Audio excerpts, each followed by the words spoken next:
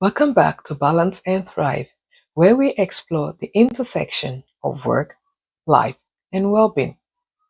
I'm your host, Kemi Afolayan, and we will continue our discussions on unconscious bias.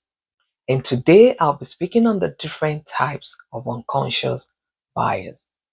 In my usual manner, I will start by sharing a real-life example and as well as offer practical tips to help you find harmony in your work life. This is a case of a paramilitary organization that conducted an internal review that revealed several forms of unconscious bias affecting its operations. Captain Singh was favoring officers from his cohort academy for allied training, while Captain Okoro was repeatedly assigned administrative tasks despite excelling in tactical training. Officer Chen reported that he's been excluded from team activities due to assumptions about his personality, while Lopez was overlooked for a tech role despite his qualifications. Officer Daniels, due to past mistake, was not promoted despite his current performance. And Officer Blake was receiving promotions based on likability rather than merit. These biases led to reduced morale, disengagement, and missed opportunities for the unit. The leadership responded by implementing bias training and as well as promotional criteria that is transparent. Anonymous feedback channels were also introduced to report unfair treatment.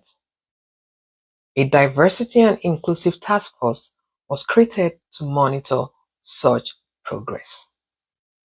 So this case highlights how unconscious bias can undermine fairness and effectiveness even in a highly structured environment like the paramilitary organization. Our brains are wired to categorize information quickly to make sense of the world. This is helpful for survival, but can also lead to snap judgment about people based on limited information. For instance, like their name, their accent, their appearance, or background. These judgments happen automatically without conscious intent or awareness, and they can affect or are shaped by the cultural norms, media exposure, personal experiences, and as well as social conditioning. Even people who believe in fairness and equity can hold unconscious biases. In most cases, unconscious biases are unintentional and they are deeply ingrained and often invisible to us. Yet they influence how we perceive others and make decisions, especially in the workplace. So, for the different types of unconscious bias now, I will talk about them and we will explore them together. We have the affinity bias. This happens when you favor people who are similar to you, maybe in terms of their background, their interests, and experiences. A good example is when a manager promotes an employee who shares their alma mater or hobbies, even though another team member has a stronger performance metrics. We also have the confirmation bias. This is when you're looking for evidence that supports your existing beliefs and also ignoring other contradictory information. For instance, a supervisor believes a new hire is not detail oriented and only notices their mistake, overlooking their accurate and timely efforts. Another kind of bias is the halo effect, and this occurs when letting one positive trait influence your overall perception of someone. A good example is when an employee who is very outgoing is assumed to be a strong leader, even though they lack, basic skills like a project management skill or communication skills. We also have the Hunt effect, and this happens when letting one negative trait cloud your judgment of a person's overall abilities.